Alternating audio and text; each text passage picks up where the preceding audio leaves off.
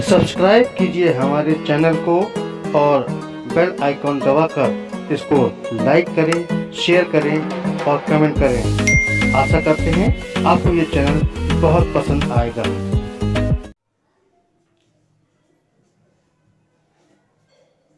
Hello student, good morning all of you. Physics classes में एक बार फिर आपका स्वागत है। आज हम आपके लिए लेके आए हैं प्रकाश किरण पुंज।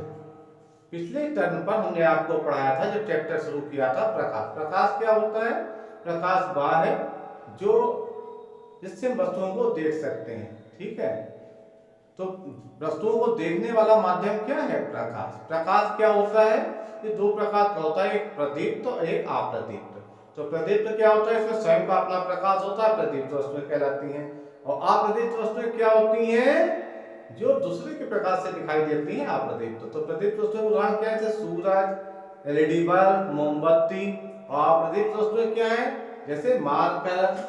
ठीक है, जैसे मार्कर, व्हाइट बोर्ड, कुर्सी, मेज, चंद्रमा इत्यादि। ठीक है, इसके बाद बेटा मैंने आपको क्या पढ़ाया था? इसके बाद मैंने आपको पढ़ाया था प्रकाश के गुण। इसके बाद क्या पढ़ाया था हमने आपको? प्रकाश के गुण। प्रकाश एक सीधी रेखा में चलता है, प्रकाश पारदर्शी माध्यम में गुजरता है, प्रकाश की चाल 3 × 10⁸ मीटर पर सेकेंड होती है, प्रकाश अपारदर्शी माध्यम से होकर नहीं गुजर सकता, जैसे लकड़ी, लोहा इत्यादि से। ठीक है, अब हम आपको पढ़ाने वाले हैं प्रकाश किरण पुंज। ठीक है, बीम ऑफ लाइट। बच्चा होती क्या है? एक ही दिशा में जाने वाले प्रकाश किरण के समूह को प्रकाश किरण पुंज कहते हैं। एक ही समूह में, अर्थात कोई प्रकाश इकट्ठा जा रहा हो, एक साथ जा रहा हो, उसको हम क्या कह देंगे? प्रकाश का एक पूरा किरण पुंज जा रहा है, इसको हम क्या कह देते हैं? प्रकाश किरण पुंज। अर्थात फिर से देखें, एक ही दिशा में जाने वाले प्रकाश किरण के समूह को प्रकाश किरण पुंज कहते हैं। ये बेटा 3 प्रकार का होता है। नंबर 1 होता है अभिसारी, ठीक है, दूसरा होता है अपसारी, तीसरा होता है समांतर। तो पहला हम दिखा रहे हैं, यहाँ पर बता रहे हैं अभिसारी किरण पुंज। तो बच्चा ये होता क्या है? अगर कोई किरण पुंज प्रकाश की किरणें आ रही है, 1 2 3 4 किरणें, तो एक ही जगह पे मिल जाए, क्या हो जाए? एक जगह पर इकट्ठा हो जाए, इसको हम क्या कह देते हैं? अभिसारी किरण पुंज। हमने यहाँ पे क्या लिखा है? यदि आपतित प्रकाश की सभी किरणें एक बिंदु पर मिलती हैं तो उसे अभिसारी प्रकाश किरण पुंज कहते हैं। अर्थात ऐसी किरणें जो एक ही बिंदु पे मिले, अर्थात प्रकाश कई स्रोतों से आ रहा हो लेकिन वो इकट्ठा एक जगह मिल जाए, उसको अभिसारी या कन्वर्जेंट प्रकाश किरण पुंज कह देंगे, कन्वर्जेंट ऑफ लाइट। अगला क्या है? अपसारी अथवा डाइवर्जेंट। यहाँ पर बच्चा क्या है कि जो प्रकाश है एक बिंदु से जा रहा है, एक बिंदु से होकर और निकल रहा है अलग अलग। यदि प्रकाश की सभी किरणें किसी एक बिंदु से आती हुई प्रतीत हो रही हो, क्या हो रही है? एक बिंदु से आ रही हैं और फिर बाहर निकल रही हैं। यदि प्रकाश की किरणें एक बिंदु से आती हुई प्रतीत हो रही हैं तो उसको क्या कह सकते हैं? अभिसारी किरण पुंज। इसके बाद बेटा अगला है समांतर। आप समांतर शब्द का अर्थ जानते ही हैं, अर्थात दो बिंदुओं के बीच की लंबवत दूरी सदैव समान रहे, इसको हम कह देंगे समांतर। तो बच्चा इन दो रेखाओं के बीच का अगर एंगल क्या होना चाहिए? अगर 90 डिग्री है तो समांतर। ठीक है, तो ऐसी किरणें जो आपस में कभी ना मिले, समांतर प्रकाश किरण पुंज कहलाती है। ठीक है, इन्होंने देखिए क्या लिखा है? यदि प्रकाश की किरणें आपस में कभी ना मिलती हो और सदैव एक दूसरे के समांतर रहती हैं तो उसे समांतर किरण पुंज कहते हैं।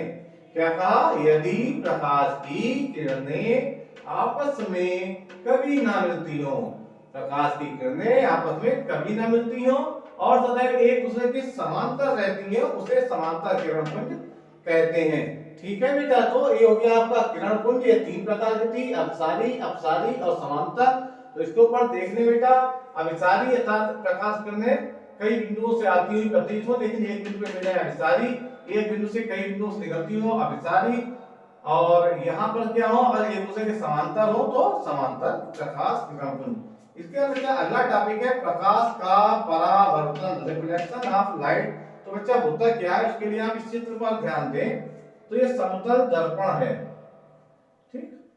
तो समतल दर्पण क्या है? समतल दर्पण में ये समतल दर्पण है, यहाँ इसके एक निचले तल पर कलाई की गई है जिससे एक तल चमकदार हो जाता है, जिससे मतलब हम लोग प्रतिबिंब देख सकते हैं। तो यही है। तो उस पे क्या है, कोई एक प्रकाश किरण इस पे पड़ी और ये परावर्तित होकर क्या आपतित हुई और ये परावर्तित होकर इससे निकल गई। तो जब एक आपतित किरण होगी और परावर्तित होगी उसके बीच में एक अभिलंब बनेगा, ठीक है। तो यहाँ पे ध्यान रखो, जो अभिलंब और आपतित किरण के बीच में कोण बनता है वो आपतन कोण, और अभिलंब और परावर्तन किरण के बीच में जो कोण बनता है वो परावर्तन कोण कहलाता है, ठीक है स्टूडेंट। इसको बेटा हम आई और आर से डिनोट करते हैं बेटा, ठीक है। तो ये हमारा समतल दर्पण है, ये अभिलंब है, ये आपतित किरण है, ये आपतन कोण है, परावर्तन कोण है, ये परावर्तित किरण है, ठीक है।